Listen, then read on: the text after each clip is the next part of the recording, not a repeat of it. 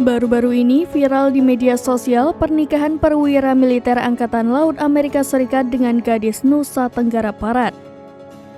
Pernikahan secara Islam dan ijab kabul serta membaca Al-Fatihah itu berlangsung sederhana.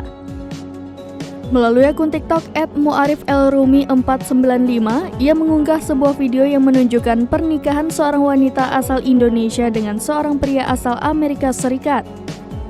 Video berdurasi 24 detik tersebut diunggah pada Sabtu 1 Juli 2023 dengan menuliskan sebuah caption yang menerangkan bahwa tentara Angkatan Laut asal Amerika Serikat tersebut menikahi gadis asal Kabupaten Dompu, NTB.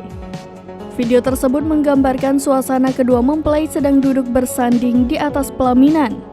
Perwira militer Amerika Serikat itu tampak menggunakan baju seragam dinasnya, sementara mempelai wanita menggunakan gaun pengantin berwarna merah hati. Kedua pengantin ini juga tampak akrab berbincang-bincang sambil menunggu tamu undangan bersalam-salaman. Belum diketahui bagaimana kisah cinta mereka.